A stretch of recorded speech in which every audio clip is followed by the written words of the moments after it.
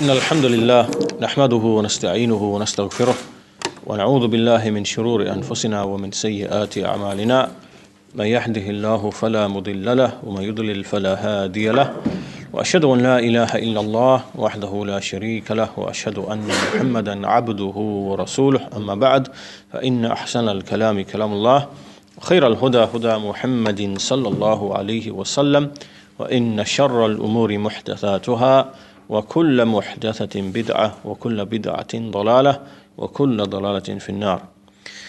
So we still with the topic of Al-Qadar, and in the previous lesson we looked at some of the statements from some of the scholars such as Sheikh Salih Al-Fawzan, Sheikh Al-Albani, Sheikh Ibn Baz, rahimahumullah, on this topic of the knowledge of Allah, the ilm of Allah, the qudra of Allah, the mashi'a of Allah subhanahu wa ta'ala, and how everything comes under the knowledge, the will, the qudra, the creation of Allah subhanahu wa ta'ala.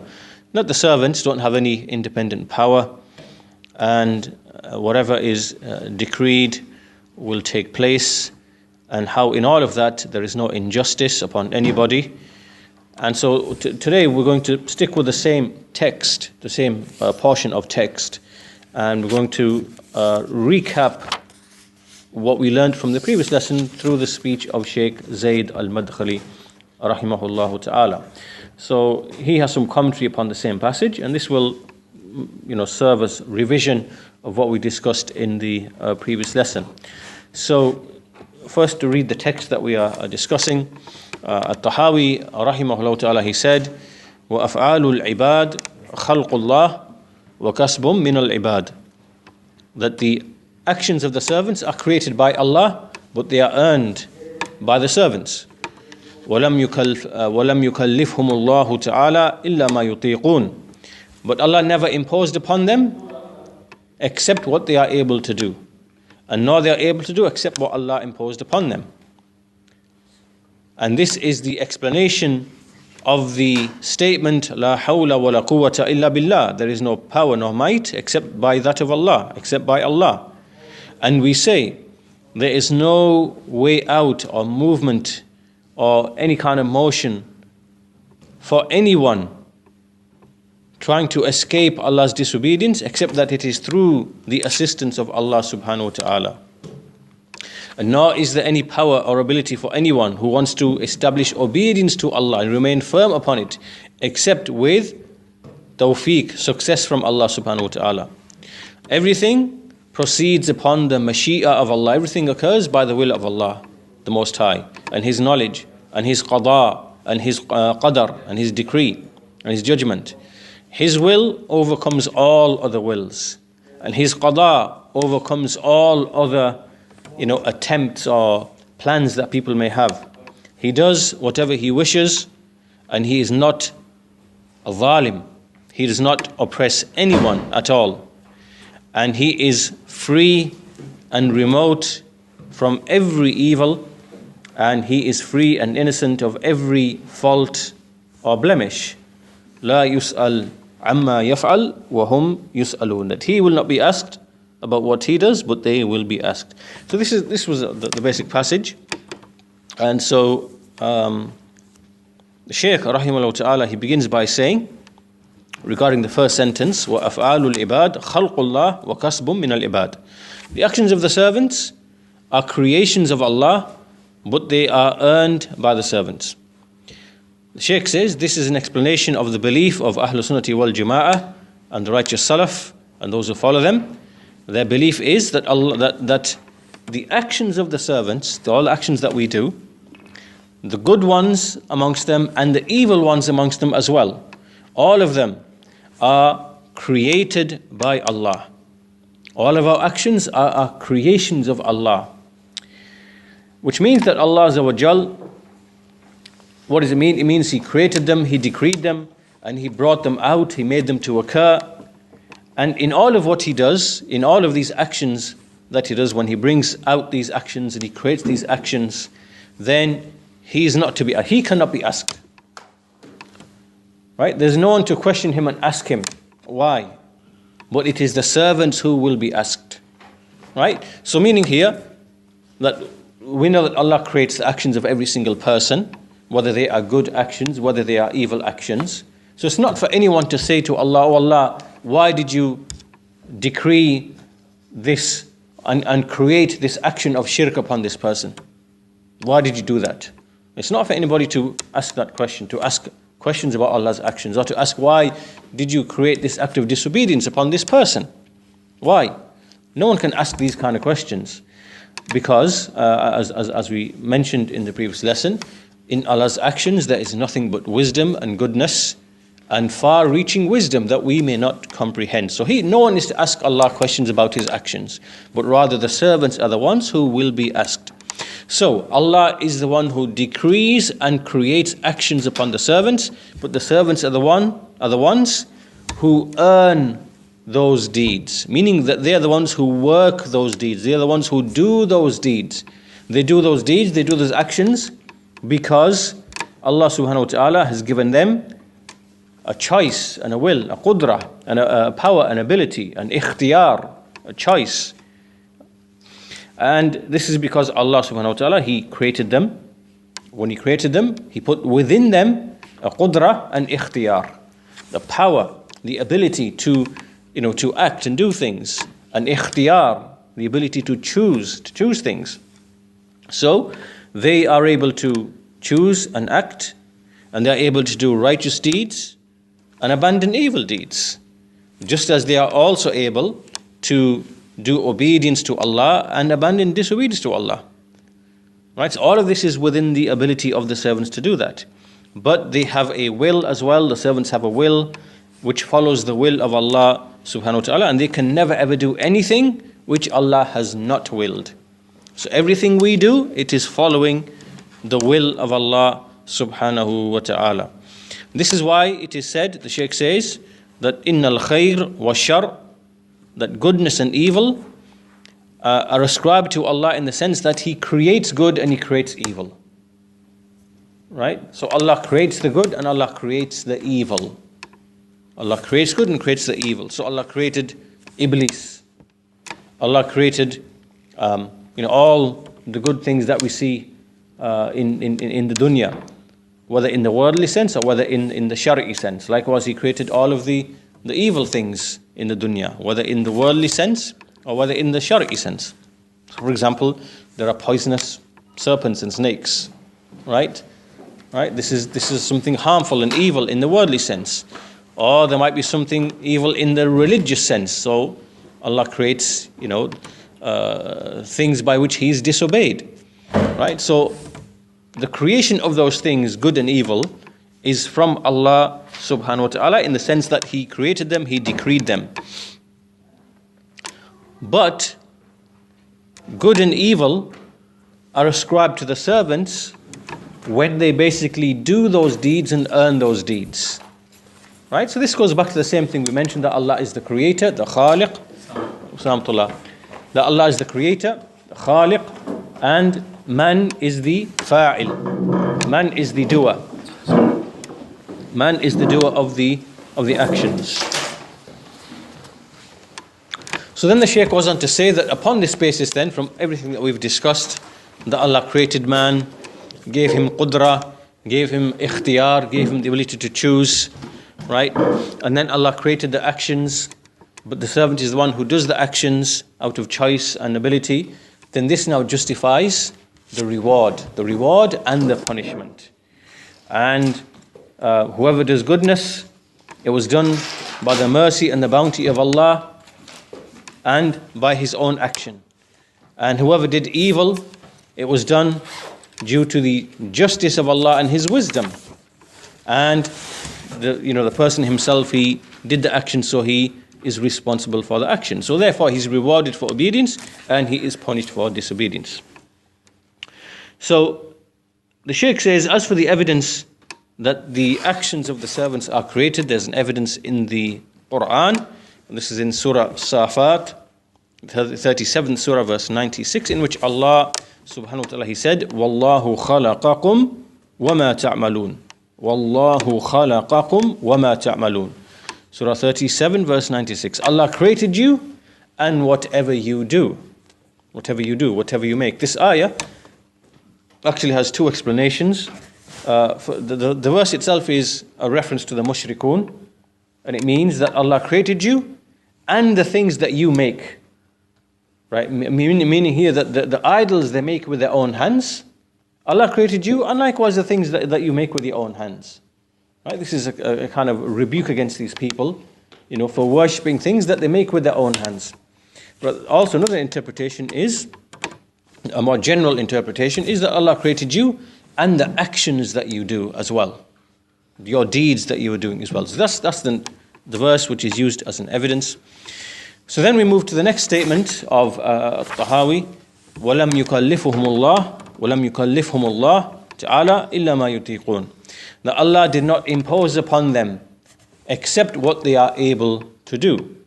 And the Shaykh says this is the truth. Because Allah is wise, He is just. He will not put on the servants more than their ability. He will not make the servants do more than what they are able. He has given them powers and abilities. All humans have powers and abilities. They also have the choice and a will, which obviously follows the will of Allah. And then once He gave them these abilities and powers, He then imposed upon them certain things, commands, prohibitions. He made the fara'id, the obligations upon them. He made certain wajibat upon them, obligations upon them. He legislated certain things which are mustahab. Right? So there are the wajibat, the things which are the mustahabbat. Right? There are commands, prohibitions. All of these He put upon the servants, but there was nothing that He imposed upon them that they are not able to do. There is nothing in which there is hardship for the servants. Everything which He requested from the servants, there's no hardship in that at all. Nothing that would make them unable to fulfill it. Now, so then At-Tahawi said the next statement, وَلَا يُطِيقُونَ إِلَّا مَا كَلَّفَهُمْ. And this is that statement that we said last week. There is some generalization here which is incorrect, because he said, and they are unable to do except what He commanded them with. They are not able to do except what He commanded them with. Right? This statement is implying, what this implies is that the servants are not able to do anything more than what Allah requested from them. And this we know is incorrect. Right? This is incorrect. Because rather Allah subhanahu wa ta'ala has made things easy for the people. And if He was to ask from them more, in terms of more acts of worship, more salawat in a day, for example, let's say it was 7 prayers, right? They would be able to do that, right? It might cause them hardship, but they will still have the ability to do that. Or if they made them fast, for example, for 45 days, they would still be able to do that, even though it might involve hardship. They will still have the power and the ability to do that. So the point being that this statement of At-Tahawi isn't correct when he said, وَلَا يُطِيقُونَ إِلَّا مَا كَلَّفَهُمْ. That they are not able to do except what Allah has asked them to do. This is incorrect. Rather, the servants are able to do more than what Allah has asked them to do. Why? Because He gave them powers and abilities, as we mentioned, but He made things light for them. He lightened things for them. So, commands and prohibitions, He judged them, but then He made it light and easy. So therefore, the servants are able to do more than what Allah has asked them. An example the Shaykh gives is the 5 prayers in a day and night. The servants are able to pray more than that. If Allah was to ask them to, increase in the salawat, they would be able to do that. And it wouldn't be something that would be impossible upon them. So this statement of At-Tahawi has an observation upon it, because they are able, in fact, to do more than what Allah has asked them to do. And this is from the mercy of Allah subhanahu wa ta'ala, and the further He has made things easy upon them. Then he moved on to the next part, which is وَهُوَ تَفْسِيرُ لَا حَوْلَ وَلَا قُوَّةَ إِلَّا بِاللَّهِ. So everything we've discussed so far is really an explanation of this statement, لَا حَوْلَ وَلَا قُوَّةَ إِلَّا بِاللَّهِ. There is no power nor might, there is no movement nor power except by way of Allah. This is the meaning. There is no movement nor power except by way of Allah. Which means that, as the Shaykh goes on to explain, that no one has any qudra, no one has any power or ability in doing any good or leaving any evil or bringing about any benefit or repelling any harm, except that all of that is with the aid of Allah. With the aid of Allah. Now, this would mean even a person who, as we shall see in a short while, even a person who wanted to commit shirk and wanted to disobey Allah, then his movement and his deeds never came except because of the aid from Allah, in the sense that Allah gave him qudra and mashi'ah and ikhtiyar. So even in his disobedience, he didn't escape the power of Allah and the might of Allah, because everything, all motion, actions, deeds, everything, it goes back to Allah subhanahu wa ta'ala. So even so in all of these things, doing good, abandoning evil, bringing benefit, repelling harm, the servant does not have any independent power. He's not able to move forward or move backward. He's not able to do any of his actions except that it is with aid from Allah subhanahu wa ta'ala. And obviously when it comes specifically to obeying Allah and abandoning disobedience, this is a special type of aid. Right? He was speaking about aid that Allah gives to a servant, right, in the sense of tawfiq, in the sense of granting him success. So this aid obviously is for those whom Allah wills goodness, and this is why it is said, At-Tahawi said next, that no one has any way out or any movement or any motion for anyone in keeping away from Allah's disobedience except it is through the aid of Allah. Right? So Allah in fact aids a person. So Allah, in a general sense, all actions which are committed by everybody, good or evil, right? Allah is the one who decrees them and makes them happen.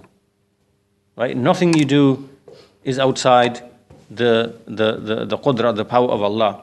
But when it comes specifically to the good, righteous deeds, then this is where Allah's aid for that servant, Allah subhanahu wa ta'ala, He aids that person specifically, and He aids him against his soul.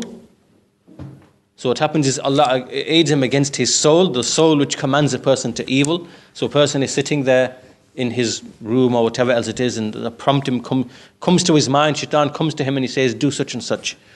Right? And so now Allah aids that servant against his soul that prods him to do evil. Likewise, He aids him against shaitan, against the impulse of shaitan, the shaitan who comes and whispers to the soul. So Allah aids him against his shaitan. And likewise, Allah aids him against his hawa. Hawa is the desire he feels in himself, right? So all of these things come to a servant. There is the soul, which is commanding him to do evil, do evil, do evil. There is the hawa that he has in himself. This hawa is like the desire. He has desire, lust, and things towards things. And there's the shaitan who comes as well. All of these things work together to cause a person to disobey. So Allah subhanahu wa ta'ala, He aids a person. He gives him tawfiq. He gives him i'ana against himself, against his soul, against his shaitan, against his desire. And so He makes him abandon disobedience to Allah. This disobedience which other people call him to, which the jinn call him to, which the soul calls him to, which the hawa, his desire, calls him to, and which, the shayateen call him to.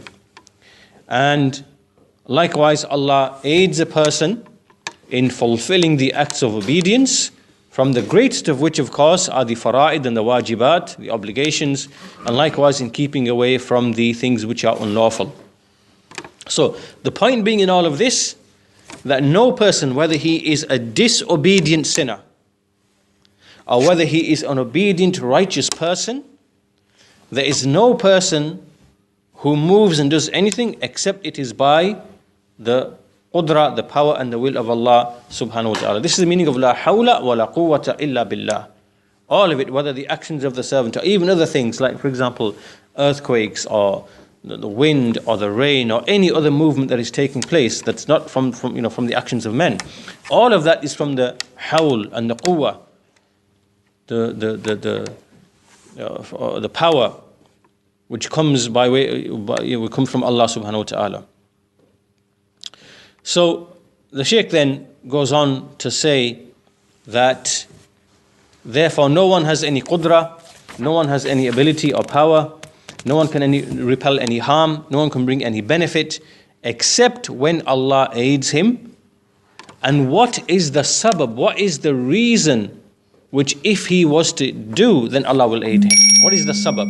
And the answer to that is that it is the love of Allah Azza wa Jal and the love of the Messenger of Allah subhanahu wa ta'ala, love of his Messenger alayhi salatu wasalam, and doing what he commanded, making halal what he made halal, keeping away from what he prohibited, making haram what he declared to be haram, and making ittiba, following the Messenger of Allah sallallahu in all situations and in all his outward actions and inward actions.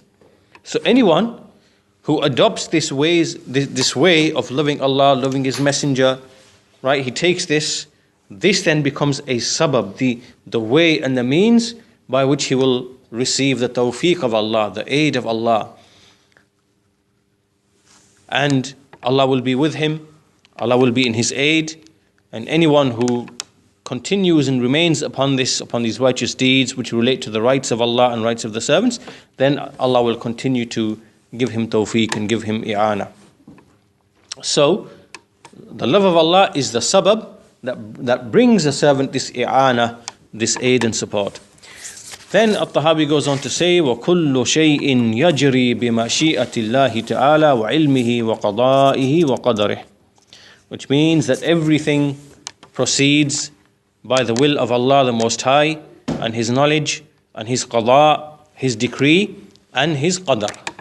Qada, His judgment, and qadar is His decree.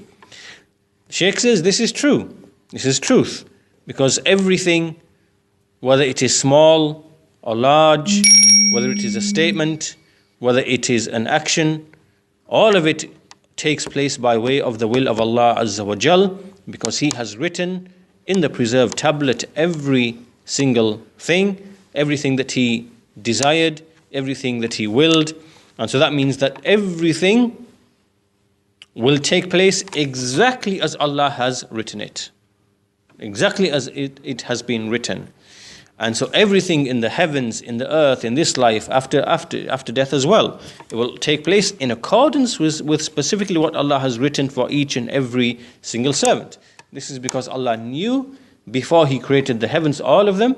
He knew their actions, He knew their lifespans, He knew their sustenance, He knew how they would behave, how they would conduct themselves. All of that, He had knowledge of that.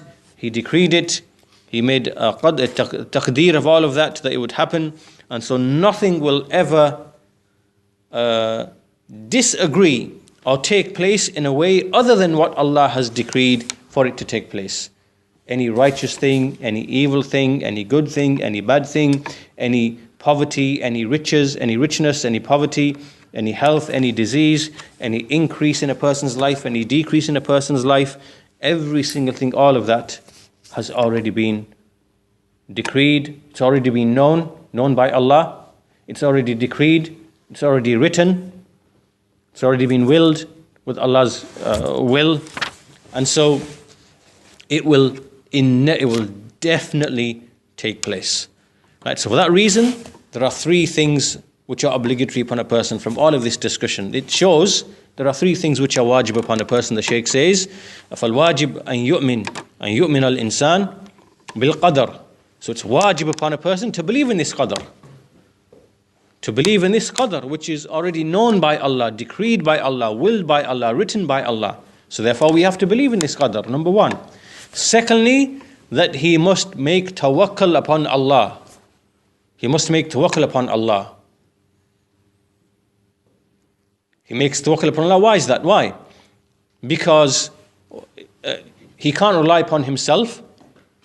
Because even his own powers and abilities, the qudra, the mashi'a, the irada, the hearing, the seeing, all of his own abilities, they themselves have come from Allah subhanahu wa ta'ala. They are granted to him by Allah. Right? So in everything he does, he has to make tawakkul upon Allah. He has to take the ways and the means, and he has to leave the affairs to Allah subhanahu wa ta'ala.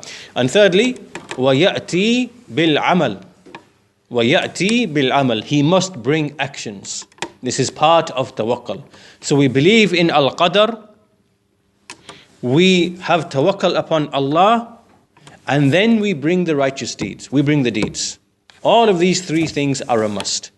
You believe in Allah, you make tawakkul upon Allah, and you bring righteous deeds.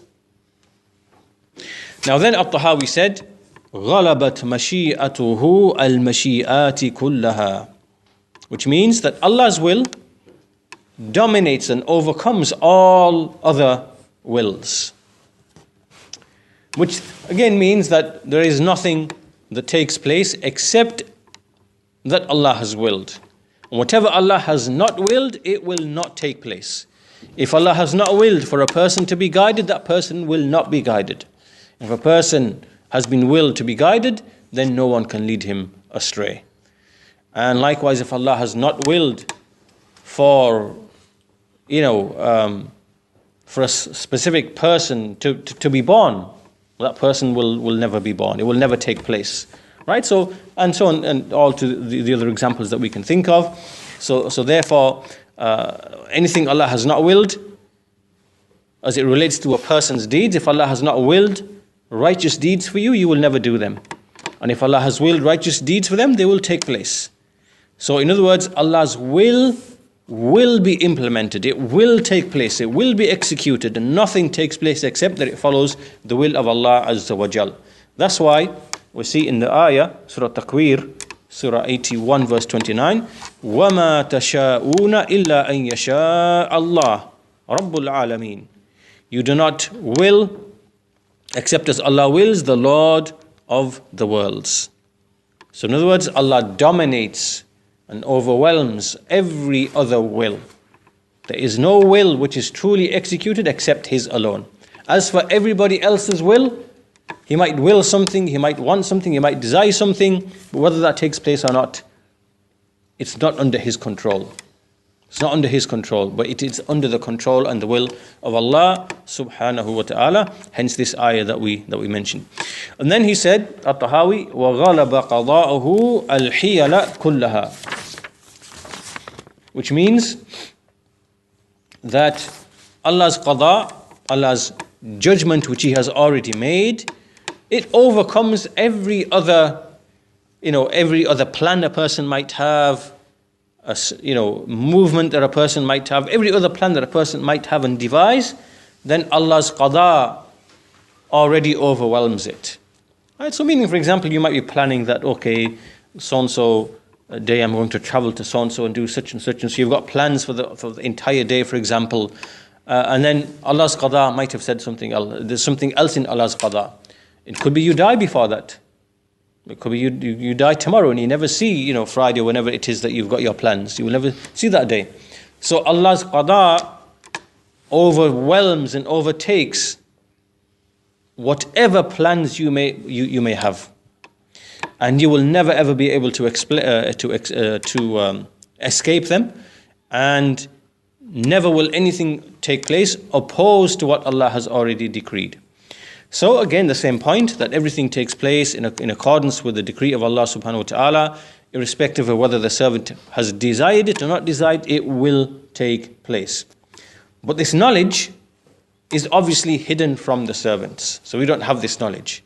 That knowledge is with Allah Azza wa Jal.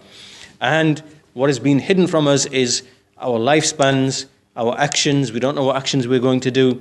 Our lifespans, our eventual destination, all these things, our even sustenance, even all of these things have been kept hidden. They are known, but they are known by Allah subhanahu wa ta'ala, but they're kept hidden from us. So therefore, we might be making plans to do things and whatever else, but the only thing that will take place is what actually agrees with al-Qada wal-Qadar. So for that reason, that knowledge which is being held away from us, because of that, we have been commanded to make tawakkul upon Allah and strive to do the actions. Right? So we don't have that knowledge. Rather, what we've been commanded is to make tawakkul upon Allah, strive to do the righteous actions, take the ways and the means, the asbab, which means, do what Allah has commanded, keep away from what Allah has prohibited, right? Attain the beneficial things, keep away from the harmful things. These are from the asbab. This is part and parcel of tawakkul in Allah. And tawakkul upon Allah is part and parcel of al-Qadar, in the belief in al-Qadar. So, a person proceeds in this way, believing that all goodness is from Allah. He decrees goodness, and everything is from is with Allah's knowledge. It's from His wisdom. It takes place by His will because He desired it and wished it, and everything that He wishes and desires overcomes every other wish and desire, as the author has mentioned.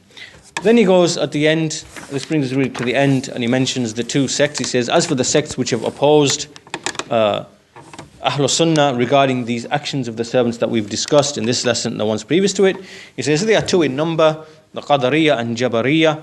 As for the first, the Qadariyah, they're the ones who exaggerated in denying Al-Qadar. They said Allah has not decreed anything. Allah did not create the good nor the evil. Rather, it's the servants who themselves bring the good and the evil from their own will, from their own deeds, which are outside of the control of Allah subhanahu wa ta'ala. Meaning, if Allah wills for a servant to do a righteous deed, that servant's will dominate Allah's will if he decides not to do the righteous deed. You understand what's going on there now? Right? This now is clearly opposing the ayah. وَمَا تَشَاءُونَ إِلَّا أَن يَشَاءَ اللَّهُ. Right? This is the implication of what they are saying. They are saying that if Allah was to will a person to do a righteous deed, that person may or may not do it. So now whose will has become dominant now? It's the servant's will. Right? If Allah wants to create an action of a servant, an action of obedience for a servant, but the action decides not to do it, who now is the creator of the action? It's the servant, not Allah subhanahu wa ta'ala. Right? So this is the implication of their statement, which is batil, which is that Allah is not able, did not decree, in fact He did not decree the actions of the servants, and the servants create their own actions. And so these people from the Qadariyah are of two types. Amongst the Qadariyah there are two types. There are those who said Allah did not create neither the good nor the evil. He didn't create the good nor the evil. This is one group amongst the Qadariyah. So they said Allah didn't create the righteous deed. Let's say there's Abdullah. Abdullah establishes his 5 prayers on time, every day. They say that Allah did not create those actions for Abdullah. Likewise, we see another servant, Zayd, he's committing something which is haram and whatever else. They say that Zayd, Allah did not create the actions of Zayd. So whether it is good or evil, Allah didn't create any of it. Right? This is one group amongst them. Then another group amongst them said, actually, Allah did create the good. Allah creates the actions which are good, but He does not create the evil. Allah doesn't create the evil. So the one who commits an act of evil, he actually created his own action outside of the will and control of Allah subhanahu wa ta'ala. This is actually a second group amongst them, amongst the Qadariyah. And the reason why they hold this view is because of the supplication in the dua, وَالشَّرُّ لَيْسَ إِلَيْكَ وَالشَّرُّ لَيْسَ إِلَيْكَ. That evil is not ascribed to you. So they use this as a proof to show you Allah does not create any evil. But they misunderstood what it means. Right? When Allah creates an act of disobedience in a servant, right, the action is evil for the servant, but because the servant did it and he chose to do it and he had a will to do it and he had the ability to do it and he knew it was wrong, right? It's evil for the servant. But in Allah willing and creating that action upon the servant, that's something separate, right? In that there is wisdom and goodness, right? And far-reaching purpose, right? So evil does not enter into the actions of Allah. Evil is only what is, in the actions of the servants. So they misunderstood and they wrongly thought, because they're acting on the principle that, on a false principle. So anyway, this is not evidence for them. It simply means that there is no evil in the actions of Allah. not that Allah cannot create actions of the servants which are evil. That's the difference, right? This statement, وَالشَّرُّ لَيْسَ إِلَيْكَ, means that in all of your actions that you do, you will guidance upon this one, you will misguidance upon that one, you decree life for that one, you decree death for that one, you decree righteousness for this person, you decree evil upon this person, right? This one will give charity, this one will steal, right? This one will get married, this one will commit fornication and whatever, right? In all of these, that what Allah decrees and creates, all of that, there's no evil in any of that. Rather, these actions from Allah, in His act of decreeing them, there's nothing but wisdom and justice. But the evil is in the deeds and actions of the servants when they do them. So, anyway, they have no evidence for that. So that's the first group, the Mu'tazila, the Qadariyah, deny al-Qadar. Some of them say Allah does not create the good or the evil. Some of them say Allah does not create the evil, but He does create the good. Right? Both are misguided. And the second group, who are on the other side of the Qadariyah, they are the Jabariyah. They are the ones who exaggerated in negating the actions of the servants. The fact that the servants do their own actions. They say that Allah Azza wa Jal, He is the doer of the actions in reality. He does the actions, He performs the actions. And this is batil, this is false. Right? Because when a servant prays, it is the servant who is praying.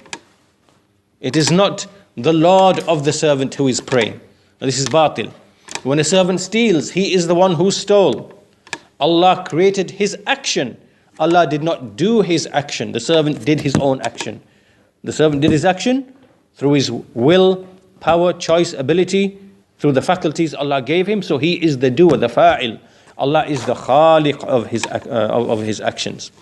So then, they then go on to say that the servant, we see the servant doing his action, but it's really just metaphorical. It's majaz. He's not doing it in reality, but it appears to us that he's doing it. Right? It's not really his action, rather the action is that of Allah subhanahu wa ta'ala. So in essence, the reality of their saying, what is the reality of their saying? They are saying that a person is being forced to do what he is doing. Right? He's being forced to do what he's doing. But if you take this a step further, it also means that Allah is a zalim when He punishes this servant for doing the actions of disobedience which Allah Himself made him do. And this is batil. Allah is free and exonerated from this batil that they are upon, from accusing Allah of zulm, and that He is oppressive to His servants. This is batil. Allah is free and innocent. Rather, He is adil, He is just. He is just upon His servants.